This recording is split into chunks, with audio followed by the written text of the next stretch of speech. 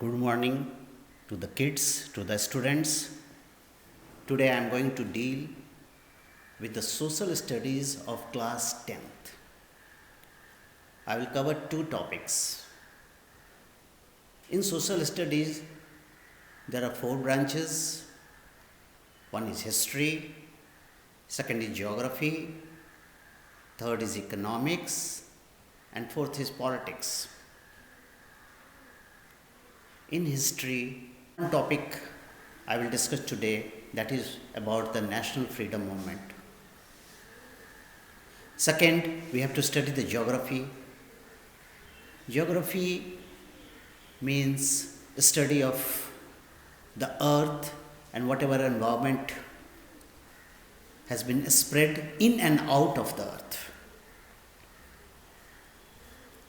In political science, we will study the government policies, how the government is formed, and what are its duties and responsibilities for the state. In fourth, economics. Economics, the subject deals with the transaction of money. Now at present, we transact by the coins, by the rupee, and there are many modern technologies which has been developed. But how it started, we'll have a little discussion about it. So today I am starting with the geography one chapter, history, and little about the economics.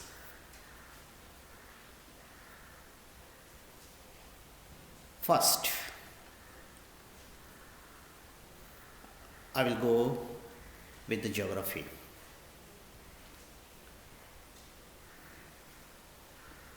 In geography, we are going to study one chapter that is called Resource and Development. So now class 10th kids, now you are grown up and you can understand English language also, and now you have to pay more attention on the words which come to you. The first word is coming, resource. What does it mean? First you have to think about it.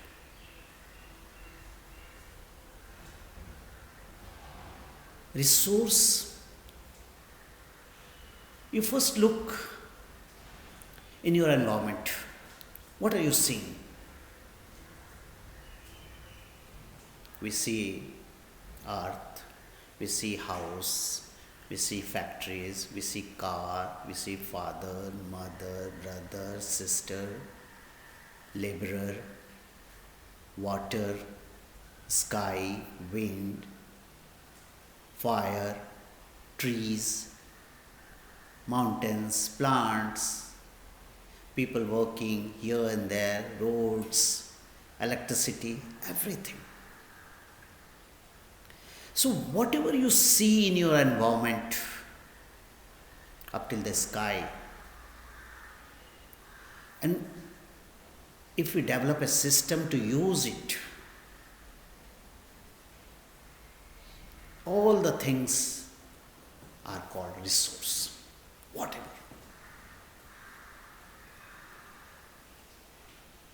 First we'll go with the natural resources. So what is natural resources? What the nature has provided us. In Ved, we have got 5 names. One is Chiti, Jal, Pavak, Gagan, Samira. These are the resources which are of the immense help, and we have utilized it and made our developments. So first, God has given us a lot of resources and we just utilize it for our benefits. The first one is chiti, land, soil, jameen. Chiti has given us such an benefit that we cannot imagine about it. Suppose Chiti's shape and size is a type of benefit for us. Shape, mountains, that is Chitis, plain, that is Chitis, valleys, that is Chitis. One. And on the Chitis, we have got up, we have air, in the down, we have a lot of minerals. Whatever minerals we think, those are under the earth. So up also it's giving benefits, down also it's giving benefit.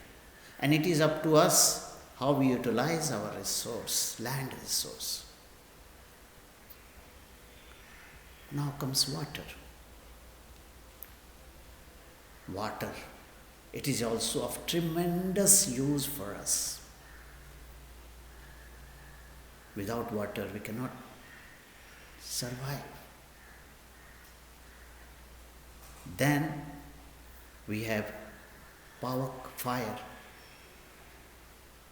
If there is no heat, if we take out sun, life will not be there. So we need heat. Heat gives us energy. There is air, wind.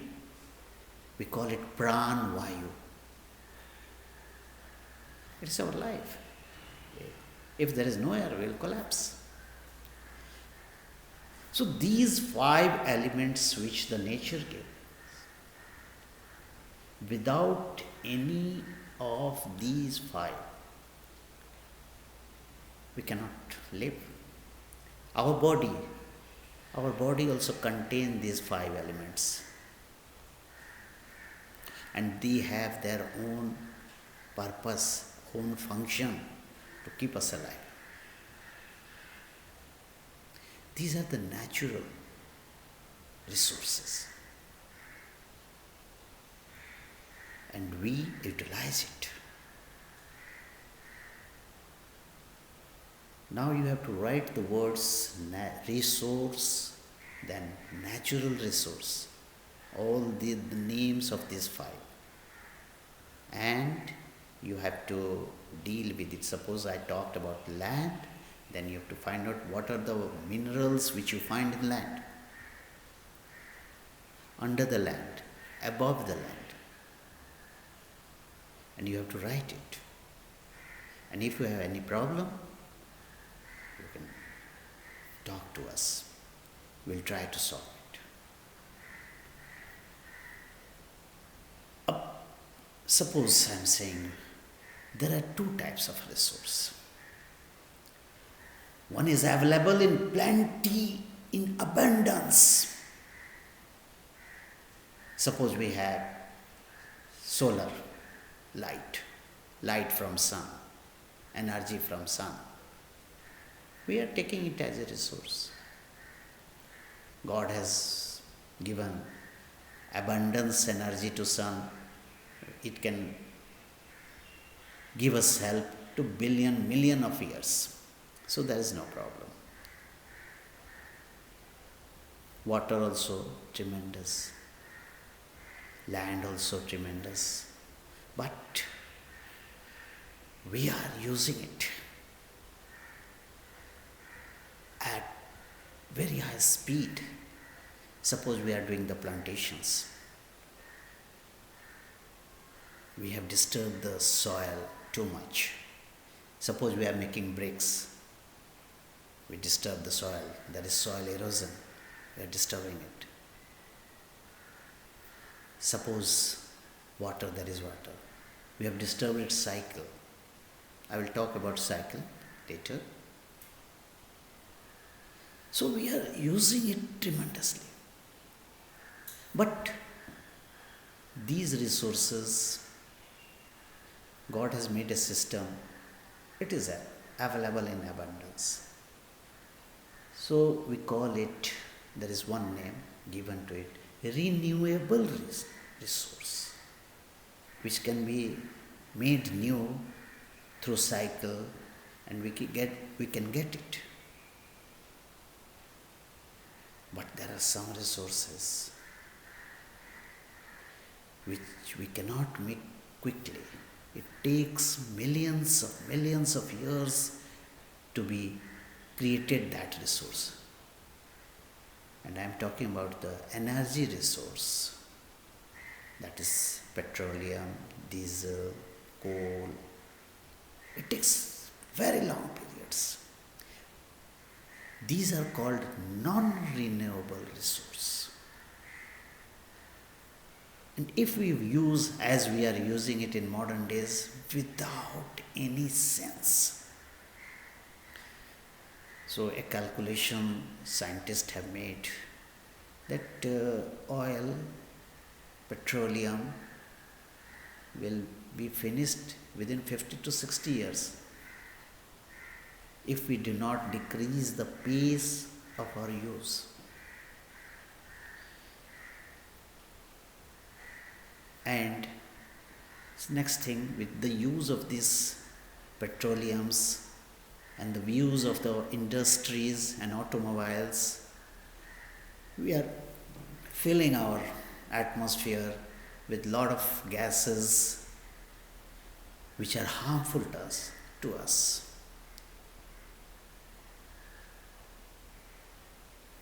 So we have to pay attention to it. Now, the world leaders are very concerned about it, and they have started arranging meetings to save our earth. They have started thinking about it after 1980s. For that, they arranged Earth Summit meeting also in 1992. They started at a place, Rio de Janeiro, which is a place in Brazil. There they arranged how we should cut down the gas emissions, how we should use the energy so that it can be used by coming generations also. So one word was coined, sustained development. It is a very common word used nowadays. We'll talk about that. Second, they thought we can elevate poverties, give equalities, chances to all the people. So they made an agenda, which is called an Agenda 21. How we can save our earth.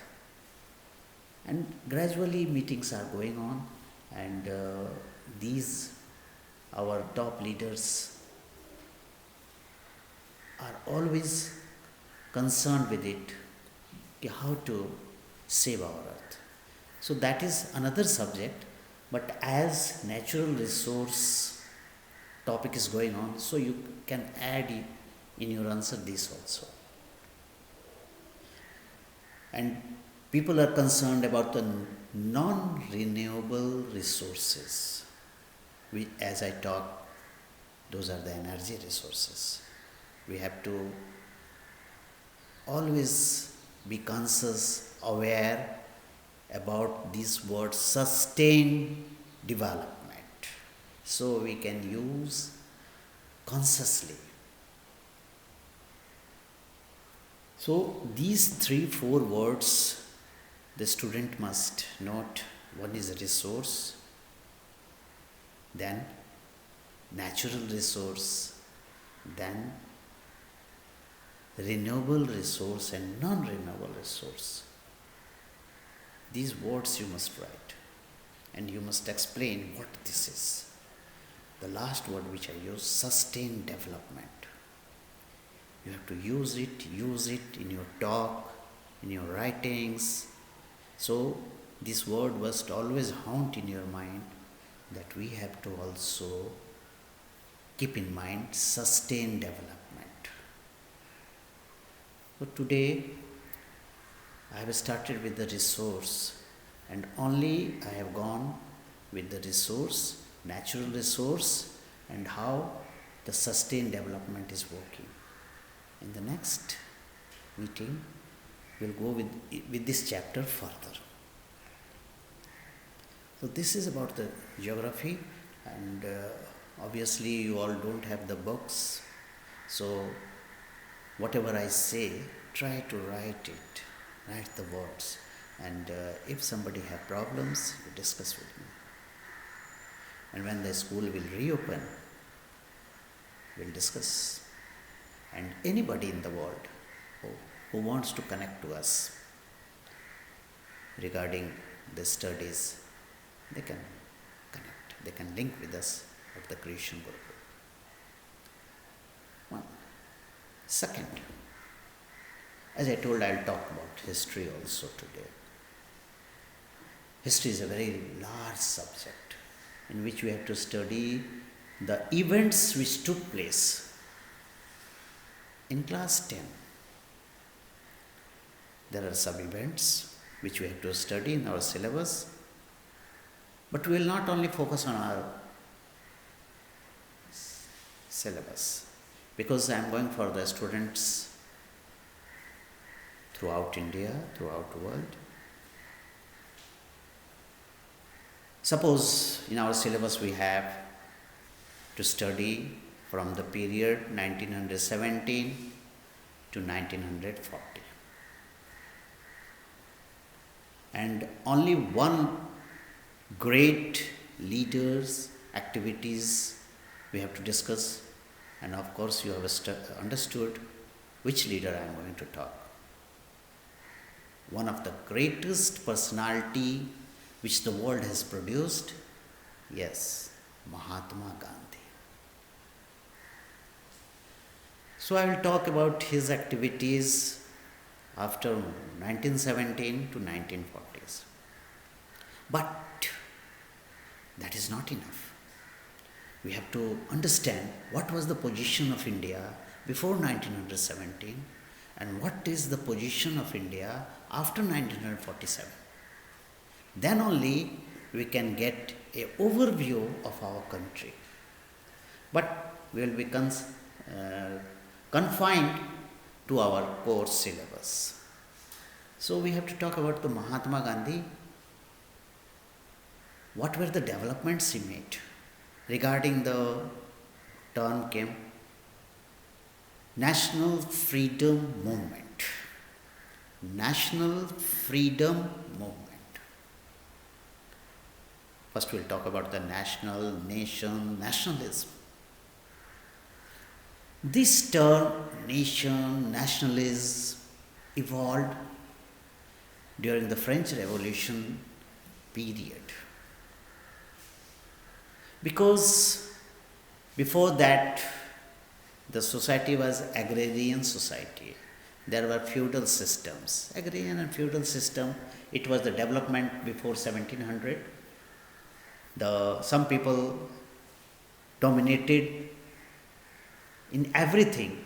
They dominated in agriculture, they dominated over man, they dominated over the economy of that particular region. One was the dominating sector, another was a subordinate sector. The subordinate sector had a lot of people, they were farmers, and these dominated people were the landlords. The feudalism was there. But after these revolutions, during that revolution, three words evolved after the French Revolution: liberty, equality, fraternity, rights to every man. So obviously these type of events started. So feudalism started collapsing and democratic system came. Democratic system will talk in the politics, but you all can understand what is democracy. So in democracy, everybody got power, everybody was got freedom, everybody got equality. So everybody started thinking that this is my country. But before that, everybody was fragmented into different packets. There were problems of communications and transportations also.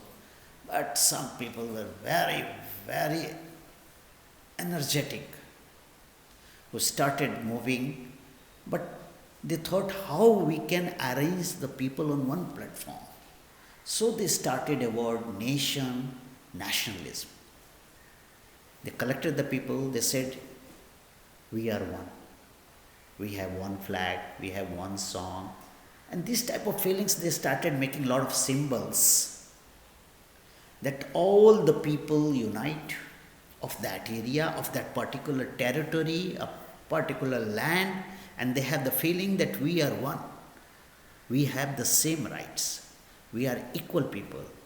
So nationalism developed in the Europe area, and gradually after 1848, that was a marking period. Different small nations started evolving in Europe. At the very time, one more system started. There was an industrial revolution in England.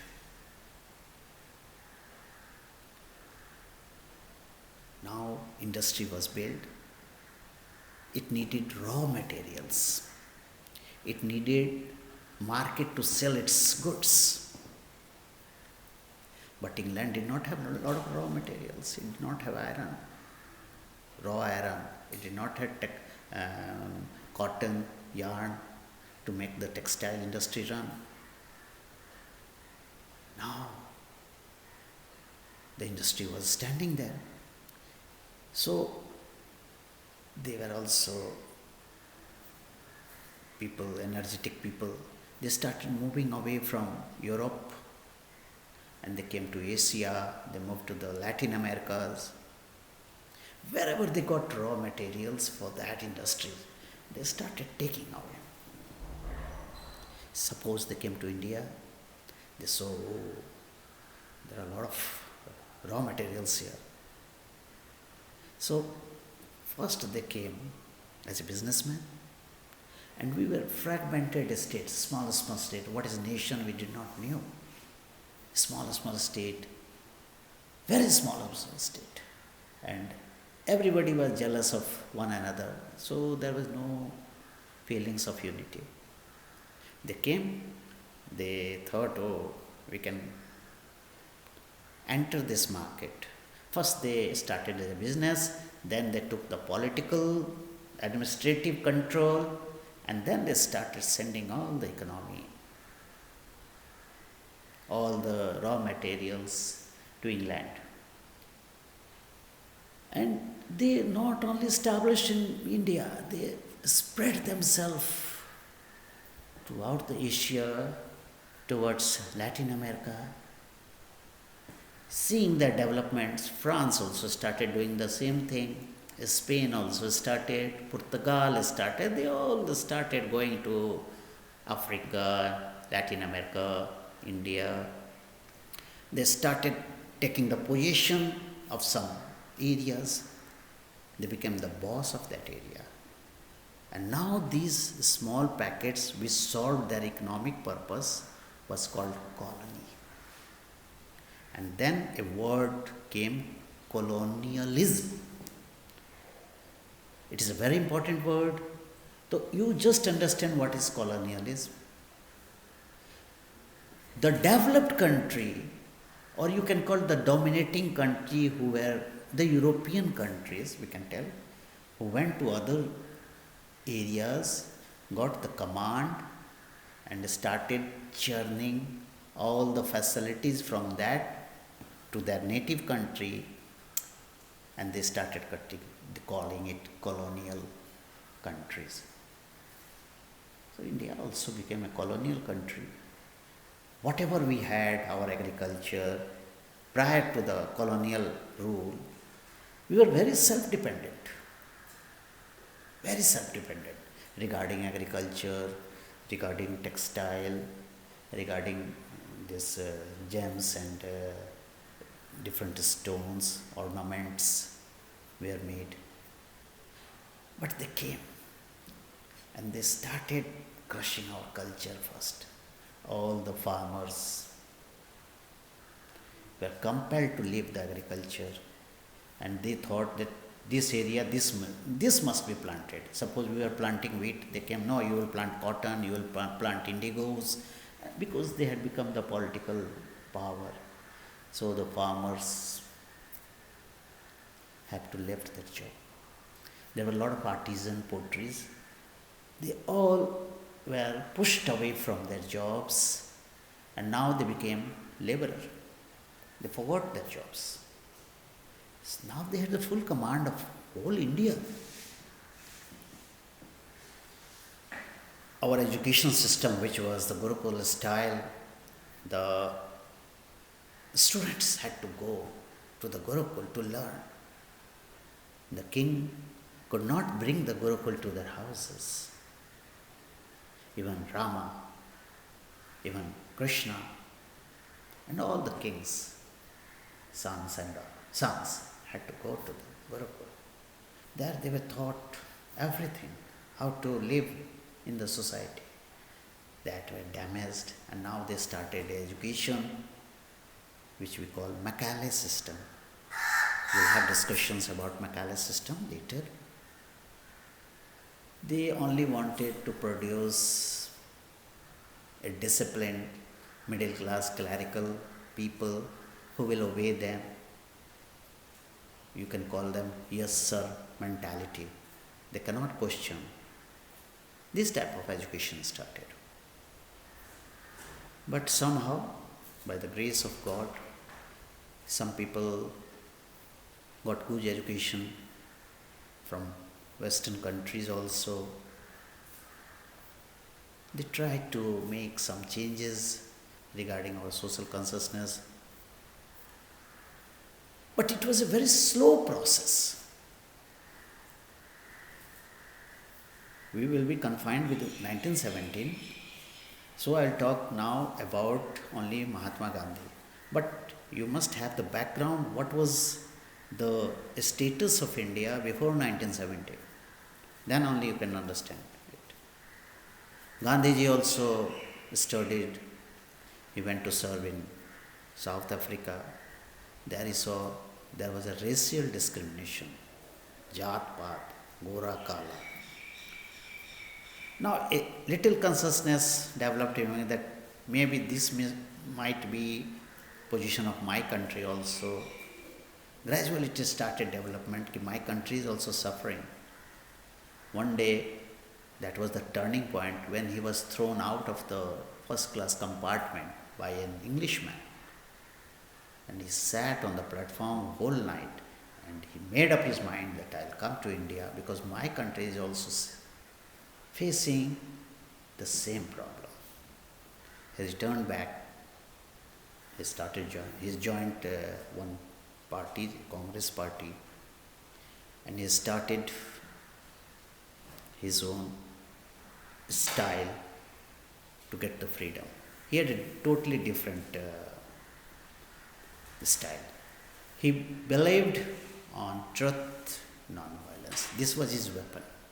Truth, non-violence. He did not tolerate any violence. This was, and next was one word, satyagraha, and the other word, non-cooperation movement.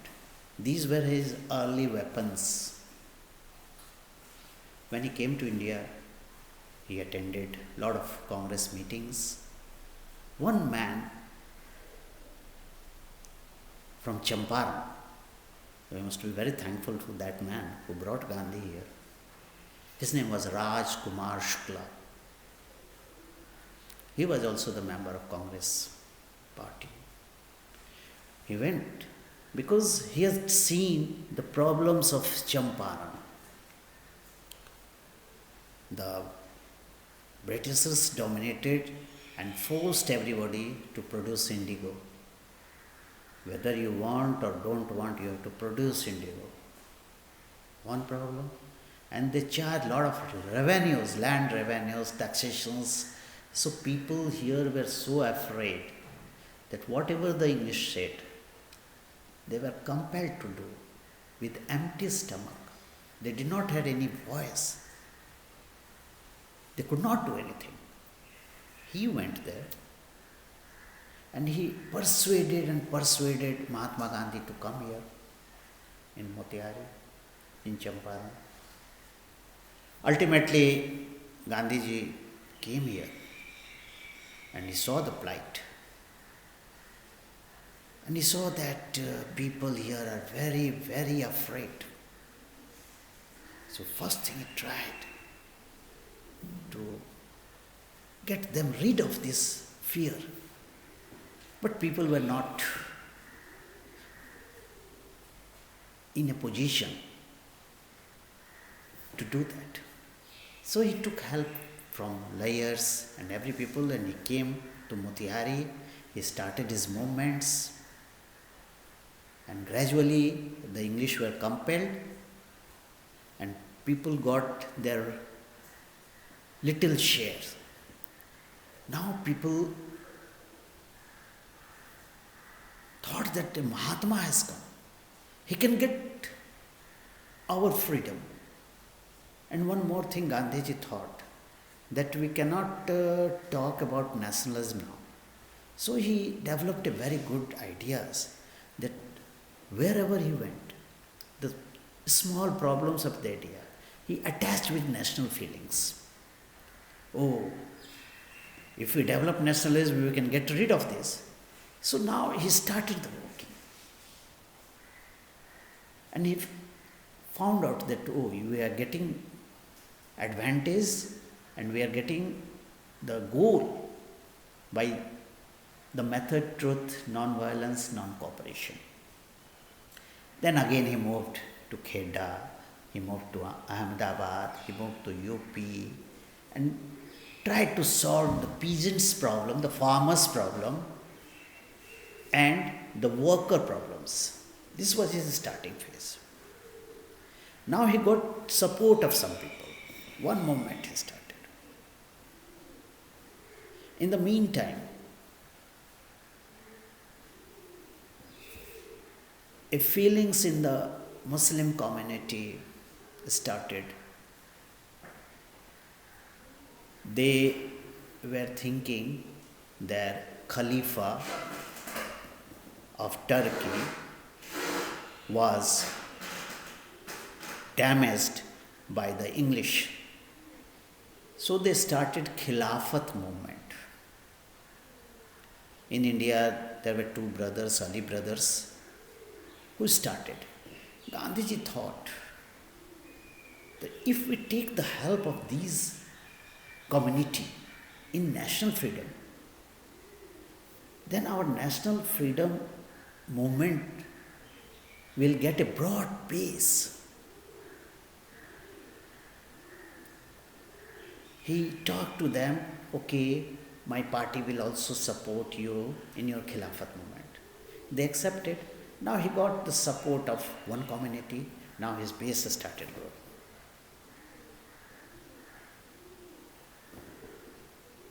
What happened to Khilafat, we'll talk later, but today I am focusing on the movements which Gandhiji started, which is covered in our syllabus. Then again, one more great pioneer from the backward class, Dr. Bhim Rao Ambedkar, evolved and germinated and started thinking about his people, because here in India we had a very bad evil that was untouchability, छुआछूत की भावना. And he came from that segment. So Ambedkar started collecting his people, developing a feelings in them. And he took help of the English also, and Britain people were always interested who are going to divide the communities and the people. So he asked a demand to have a separate electorates.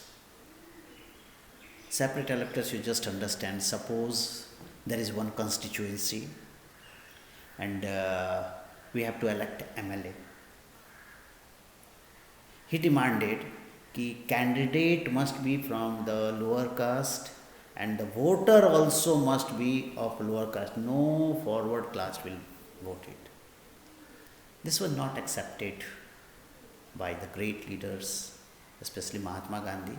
They had talks, they had a lot of talks, meetings were failing, but still the point came कि okay, member of scheduled caste will be take part in election, but all the people of that area will vote. Now Gandhiji got the support of these backward peoples also, these marginalized people also. Now his base started growing. People started understanding, oh, if we get freedom, we'll avail all the liberty, equality, fraternity, freedom, equality. Now, in 1930, there were some law made by the government of England that was to put a lot of tax on salt, and Indian will not prepare the salt. Gandhiji got a tremendous opportunity. He thought, gents have come. Now, salt is such a thing which is used in the domestic areas, and especially women. So he thought, started convincing them, oh, if you don't get salt, how will you prepare your foods? Now consciousness started in the women also. No, we have to force ourselves so that the English go after them. अंग्रेज को भगाओ यहाँ से. For that he told, okay, now we have done all the movements, now we will break the law. And he called it civil disobedience movement. And now he got the support of women also. So जिसको हिंदी में कहते कारवां बढ़ता चला गया, he had got all support. He made a program. He started marching from his ashram to the Dandi coast, because he thought, as much as day I take to spread this movement, I will get a lot of people to support my movements.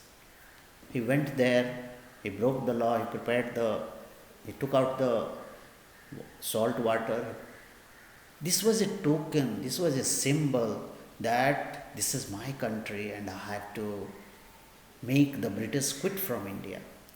Now the gradual national feelings started spreading throughout the India. Somehow, it took little more time, and in 1947, the Britishers were also compelled to go from India. So, this is the background of our course, but we must be confined to the events of National Cooperation Movement. Second is Khilafat movement. Third is Pune Pact, which he had done with Ambedkar regarding the electorate's problem. Fourth is civil disobedience movement. Questions will come from this area. So we have to be well prepared with this area, because we have to prepare for our matriculation exam. As I had earlier talked, people say that is the iron gate, but we will make it a golden gate.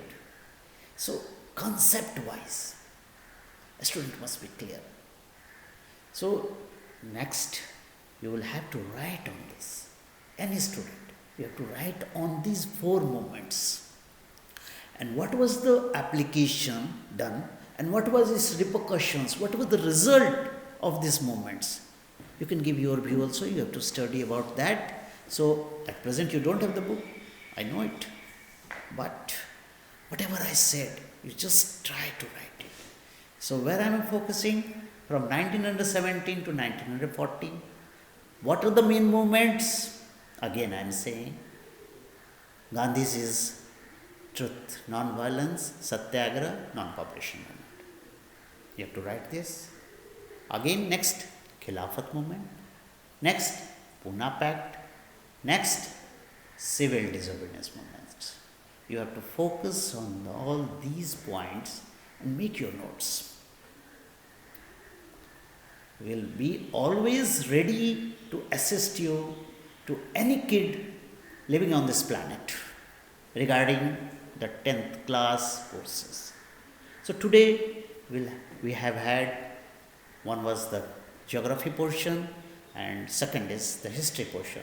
So in history, I have covered the whole part of nationalism in India. You please write it about it. Geography, because resource chapter, we have to go gradually because you don't have the materials. So I will talk in part about that chapter. So please write about it and write and hear these videos many times. Whatever word you get, you write that word and try to think about it.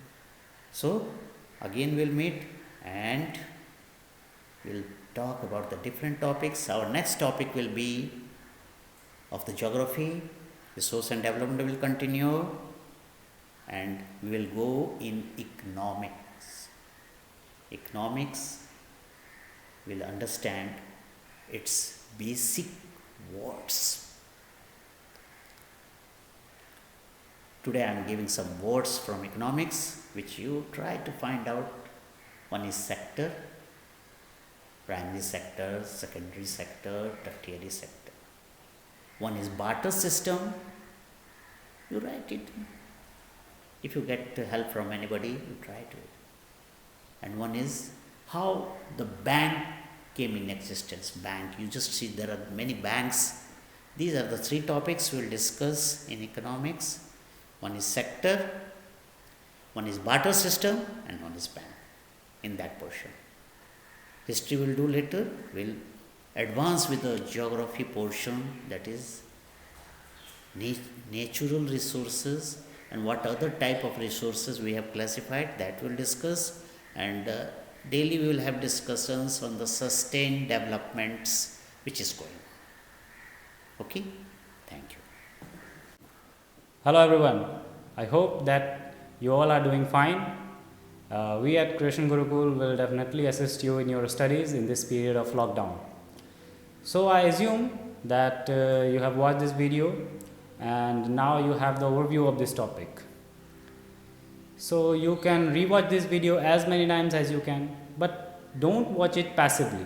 Sit with a pen and a paper and jot down all the important concepts and terms given by sir. And also, this will be your homework, that you have to scan your notes or you have to click a picture of your notes and send that to the WhatsApp number of a school. The WhatsApp number is given here, and with your roll number, name and the old class. If you have any doubt, if you want any assistance regarding the topic, you can send your queries on the same WhatsApp number. So best of luck from our side, best wishes. Stay safe, stay home and study hard. Thank you very much.